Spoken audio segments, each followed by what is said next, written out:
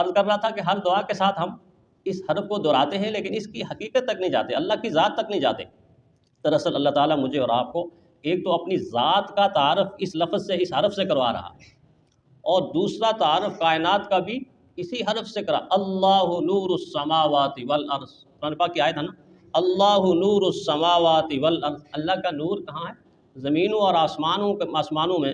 کسی کو اس نے بڑا خوبصورت کہا اللہ تعالیٰ کی ذات کے بارے میں، فرمایا اسی کو دیکھا خزاں میں ہم نے، اسی کا جلوہ بہار میں ہے۔ بڑی پیاری یہ اللہ تعالیٰ کی حمد اس نے کی کہ اسی کو دیکھا خزاں میں ہم نے، اسی کا جلوہ بہار میں ہے، ادھر گلستان کے رنگ و بو میں، ادھر وہی ریگزار میں، ادھر گلستان کے رنگ و بو میں، ادھر وہی ریگزار میں ہے، اسی کی دانش ہے تیرگی میں، اسی کی تابش ہے روشنی میں، خدا نہیں ہے جو کار فرما تو کون لیل و نہار میں ہے، خدا نہیں ہے جو کار فرما تو کون لیل و نہار میں ہے۔